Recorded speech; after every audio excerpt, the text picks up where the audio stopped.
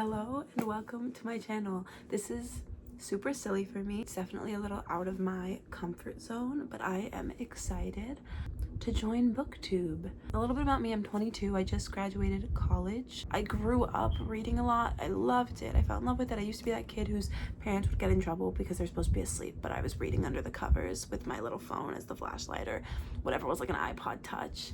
I fell back in love with it in college. My roommate was really obsessed with Harry Potter and I had never read it, and I started reading that, and then I was like, oh my god, I miss this so much. I miss my childhood, I miss reading, I miss being in a whole other universe, and I really got into it, and now I'm very much so into it and I read all the time, but I don't really have people in my life that I can talk about. Either they read different genres or they're not reading the same books, and I kind of just want to build a community or have people to talk about my books with. It doesn't need to be a big community, but just some people, you know? And that's kind of where I'm at. And so I guess for my first ever video, I figured it would just be a read along with me kind of style. Yeah, so I am a super big library girl. I love the library. I'm its biggest advocate. And I guess this week I just kind of wanted to get into the fall vibe. I love fall. Okay, I love fall. It's my favorite season. Pumpkins, Halloween, costumes, fun, the weather, the colors, the changing seasons. I love everything about that. So when I was like picking out what I wanted to read, I kind of wanted fall vibes, but still kind of like fun. But I read a lot of fantasy sci-fi to begin with, but fall to me is more, I guess cozy is the right word. The book I want to start with is The Enchanted Greenhouse by Sarah Beth Durst. She wrote The Spell Shop as well, which is a book I read. They're like interconnected standalones, and I loved The Spell Shop. I thought it was super sweet and cute, and the family of characters and the way she finds herself, and the romance was so adorable and like innocent and youthful, if that makes sense. And that's kind of what I want right now as I'm going into fall. And it's pretty new. It says new, so it's new. And basically it follows one of the characters in The Spell Shop, but she's not really. She was kind of like mentioned in The Spell Shop, I guess. So in The Spell Shop, there's a spider plant that can like speak. And the person who created him, we hear that they were like trapped. They were punished for creating him because they created him without permission. And that person's name is Turlu. And so this basically follows her after she wakes up from her punishment, because her punishment was basically to be turned into a wooden statue, which sucks for obvious reasons. And she's waking up, and that's all I really know. I don't like to read too much before I dive into it, but that's the scene basically, and I'll let you know how I like it. Side note, I'm obsessed with these things that I'm forgetting what they're called right now, so I'm gonna read them, I think, when I start books, because I think they're the sweetest little cute things, and they remind you that all these authors only get where they are because of other people, whether it's the reading community supporting them, whether it's their family and friends supporting them, their publishers, the people that believed in them. And I think it's a really beautiful sentiment to that books are started with them. So this one is for my mom, Mary Lee Bartlett, who taught me to love stories and has a much greener thumb than I do. I love you. Like, that is so precious, and every time I read one of these, it makes my heart swell a little bit, or warm, I guess. I don't know.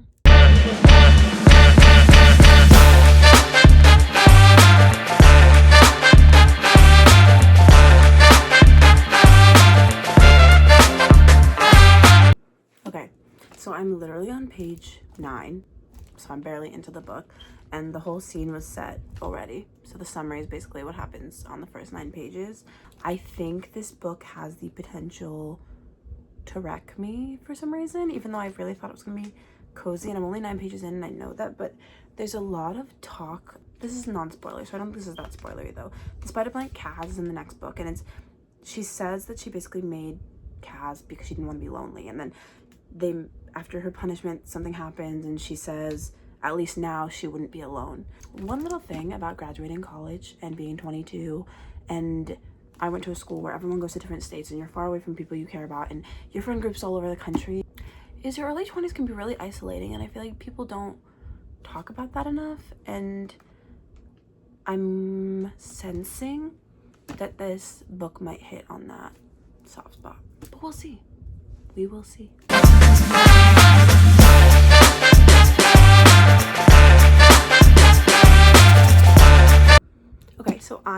just over a quarter of the way through the Enchanted greenhouse, and I definitely have some thoughts. The first is they introduced a side character named Lottie. She's like an enchanted rose bush, which is kind of playing the same role as Kaz did in the spell shop, and I think she's the cutest ever. She is spunky and a little rude, but in like an endearing way. She's very forward. I love her, and I think she's hilarious, and I think she's exactly what this book needs. Like, you know, when they introduce a side character and you're like, yep, that's a side character I want to like have in my book. She's definitely that. And the love interest has also been introduced. His name is Yarrow, I think Yarrow. He's really cute. It's definitely a Grumpy Sunshine, and I love Grumpy Sunshines. I think they're probably my favorite romance, to be honest. He's being a little too grumpy though, and I know it's being attributed to the fact that he's like shy and he's pretty quickly opening up, but those first few pages I was a little like, sir, open your mouth. The world that's being built, I think, is the cutest world ever. It's so cute. It's so heartwarming. There's a lot of time spent addressing what the buildings look like, what the gardens look like, what the plants look like. They have like this one building that is basically, it looks like a toad. It's like a house that looks like a toadstool. Not a toad, a toadstool. And I could just so see that, like I could visualize it. You know when you go to amusement parks and they are fairy tale themed? That's kind of what I imagine this being. Like the houses look like they're pulled straight out of storybooks, and the greenhouses are just so magical. Like it's the kind of world that I really want to be in, and it's just cute. Like it's just a cute little world that I could see myself in a flowy dress, like skipping. It's already introducing a mystery, which I'm really enjoying. I already like it a lot more basically than I did the first book, and part of that is because the new main character, I found out it's pronounced Tara Lou, I believe. I really relate to her, first and foremost. I relate to her a lot more than the other one already. I'm getting the vibe that I feel like we're very similar in both that we yab a lot, and also kind of like just her want for human connection is really something I think that we can all relate to in a beautiful way. And so I really have been liking her. I also see myself thinking like her, and she's a lot smarter. So part of the problem I had with the spell shop was I felt like the main character was a little stupid, but not in like a mean way, but she just like made a bunch of decisions where I was like, girl, what is going on in your brain? And this character isn't doing that. Like a lot of her motivations and thoughts are a lot more fleshed out, and so when she makes maybe quote unquote the wrong decision, it's really easy to understand why, because she's defending it properly. But overall, I'm about a quarter of the way through. I'm actually really enjoying it. I think it's giving exactly what I wanted, exactly what I needed, and I'm excited to see kind of where the author takes this plot. I'm popping in for literally 5 seconds to say that I take it back. Yarrow is literally the sweetest little bean. I'm in love with him, and he's perfect. That is all.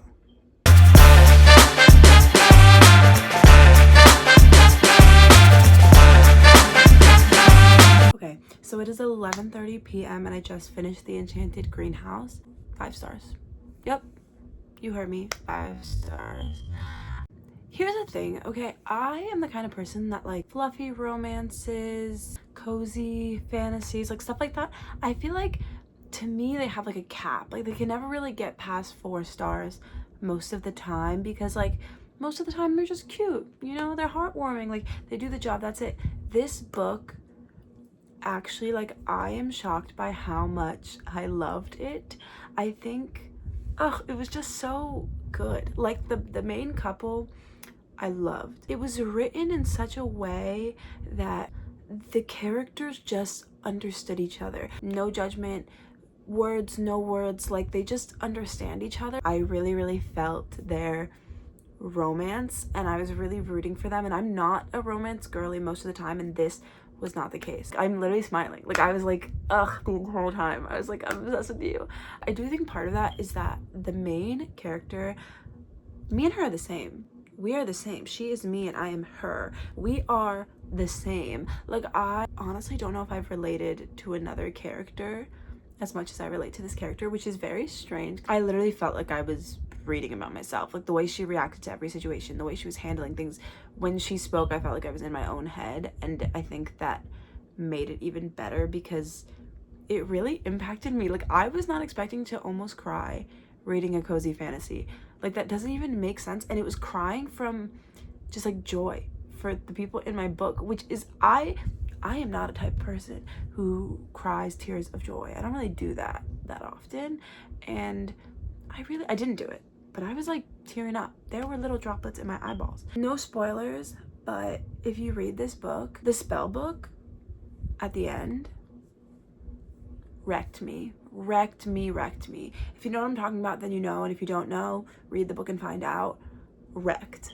Like it, oh my god, wrecked. Okay, I've said that, but you get it. But now I'm gonna go to bed and I'll pick what I want to read tomorrow morning.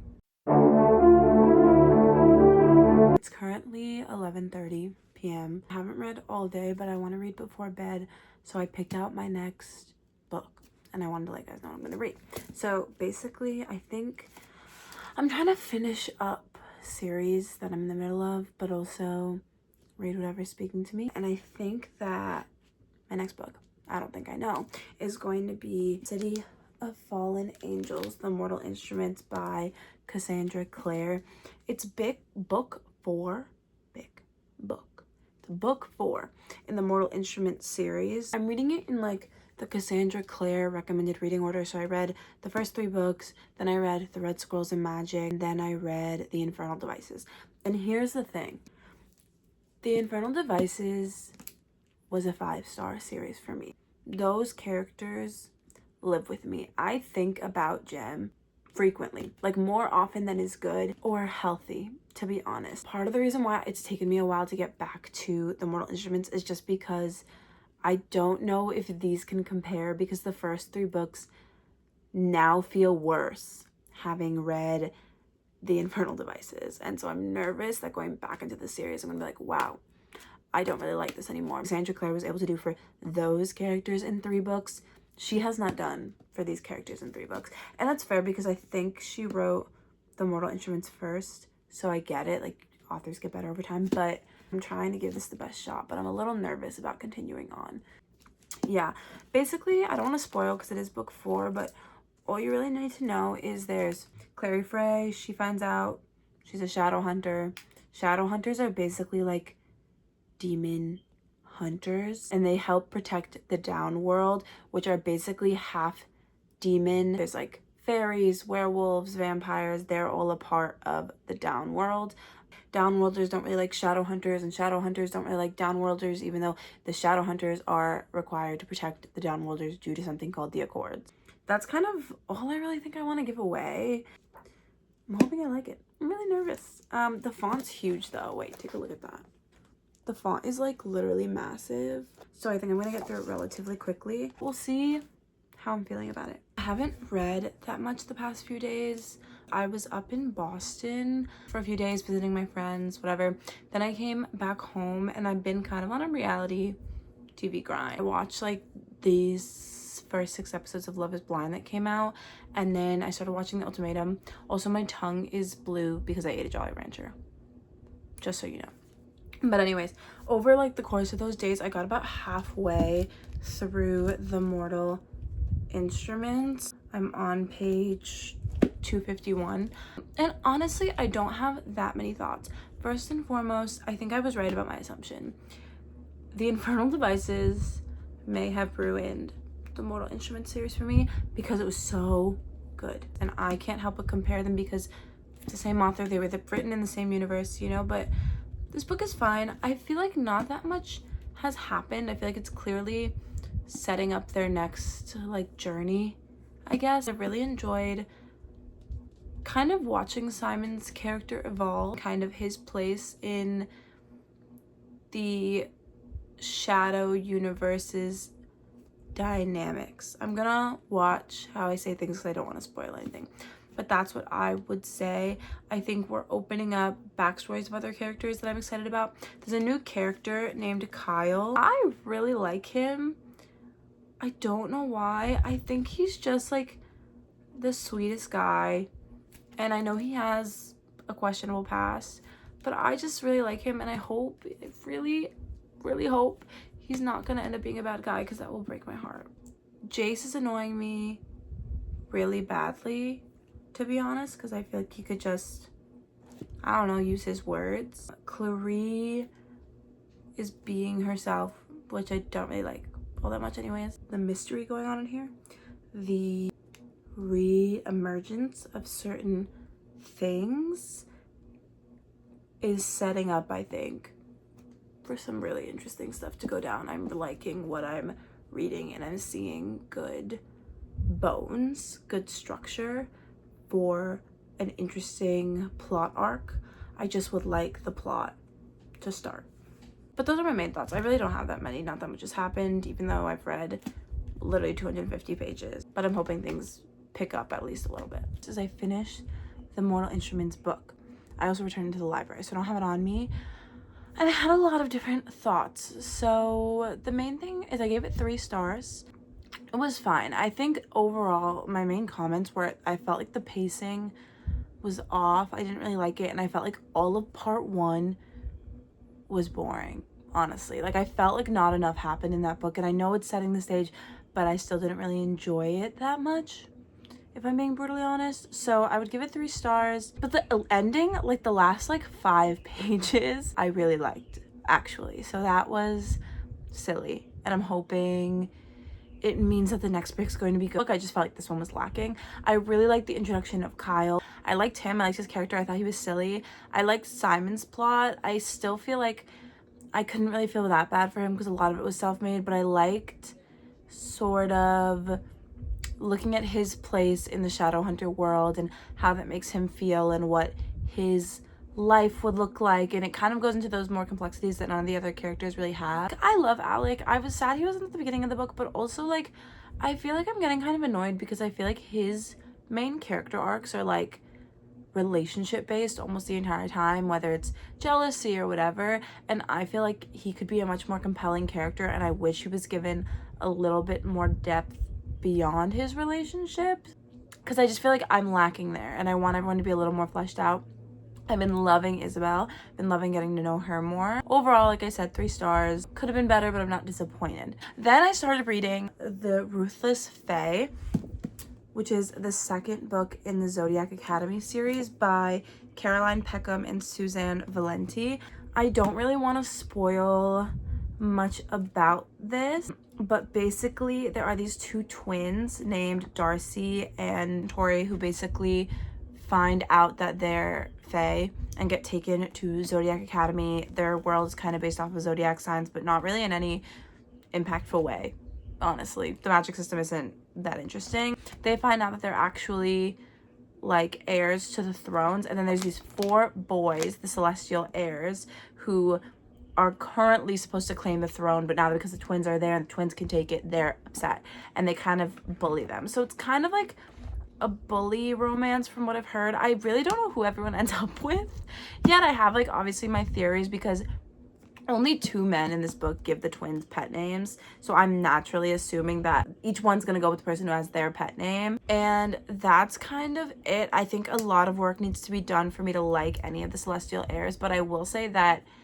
I've seen people sob over this series. My sister read it and she literally was like, tears you down and builds you back up. I do think this book also hasn't really had that much plot. It's been a lot of character development, which I think is part of why maybe you get torn up, because it's a very long series. So I think maybe by the end I'll be a lot more connected to them. About halfway my thoughts so far. We got some of the Celestial Heirs POVs, not that much. I think it was like literally 2 chapters, but I really like that, honestly.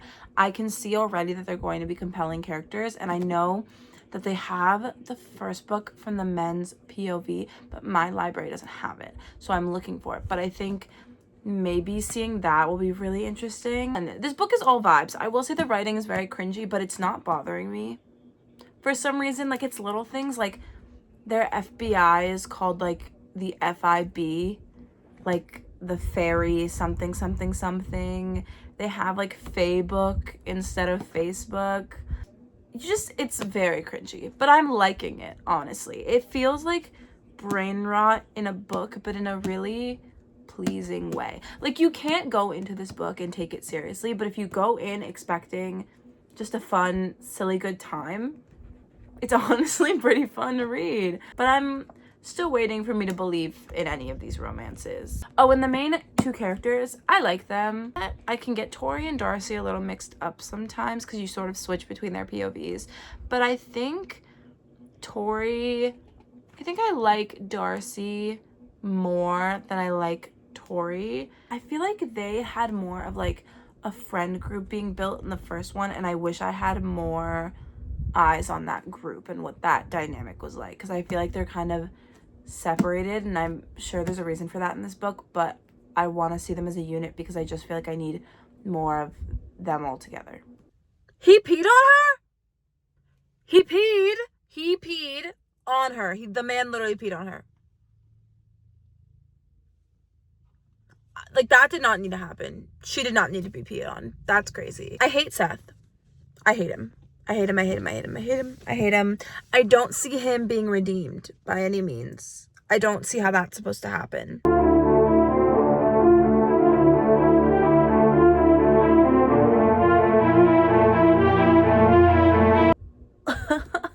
What did I just read? 2 words. Werewolf orgy? Werewolf orgy? I literally have nothing to say. I'm just at a loss for words. I honestly, like, given the context, I should have expected that, but I didn't.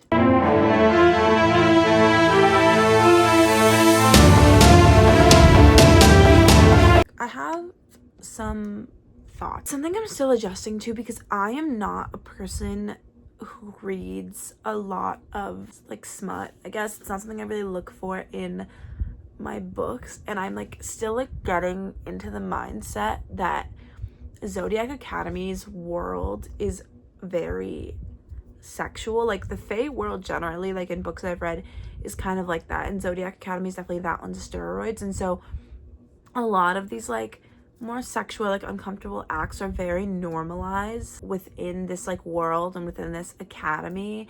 And so things that like make me uncomfortable are normal in the world. And I really like try to use books as like a way to broaden my perspective, basically. So I'm trying to like imagine a world in which this behavior would be considered normal, which is not my world. No, but it's fine.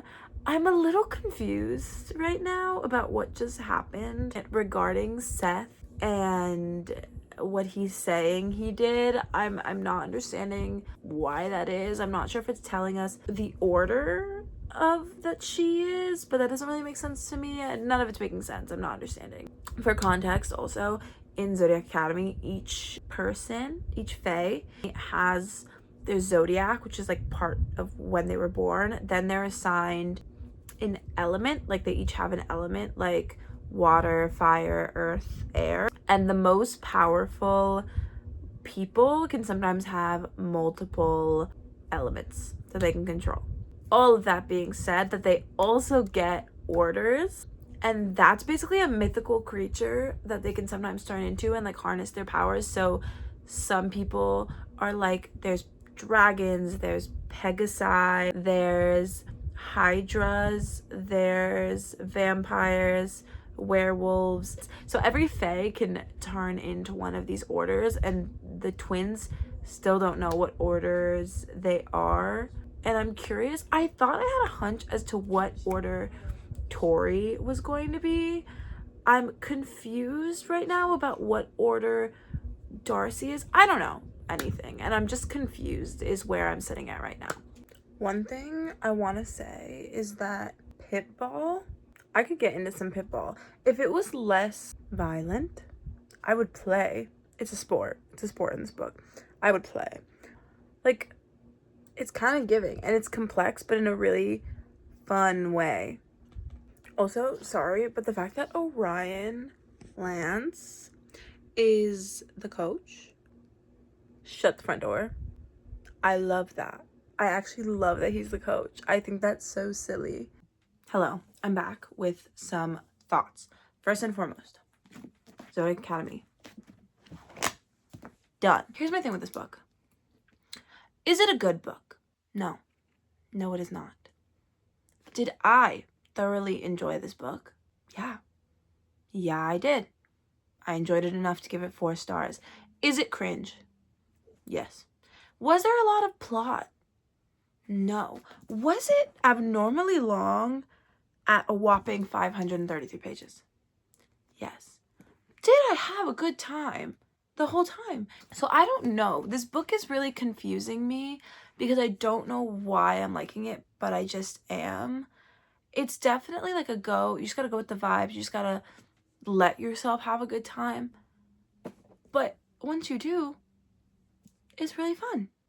The problem that I do have is I really don't like a lot of the characters. People I hate right now at the end of the second book. Seth. Need I say more? If you read this book, you will know why. Lionel. Obviously. Caleb's mom.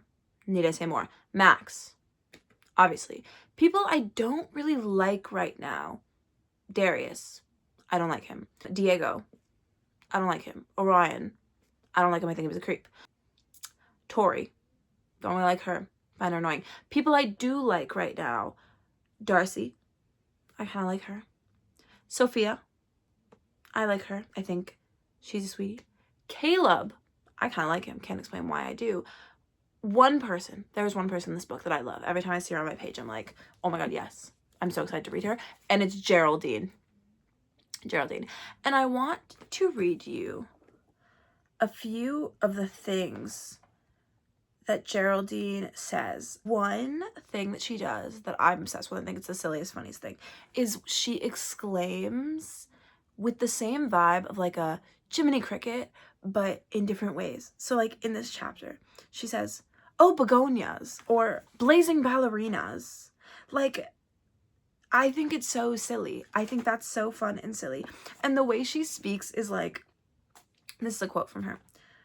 Good morning. You're looking most majestic on this blessed day, Your Highness. And for some reason, I know that's bad writing. I am eating it up. I think I just want to be her friend for some reason.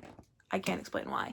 Anyways, beyond that, I think the main thing is I'm still having a problem with the men in this book because I feel as if I know that we're supposed to root for them, but I just feel like in my head they're really heinous to the point where I don't know how I'm supposed to be convinced to root for them or sympathize with them or give them any sort of pity.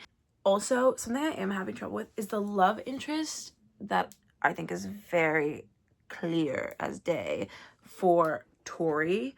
We'll need some heavy convincing to make that work because I'm not seeing it at all right now.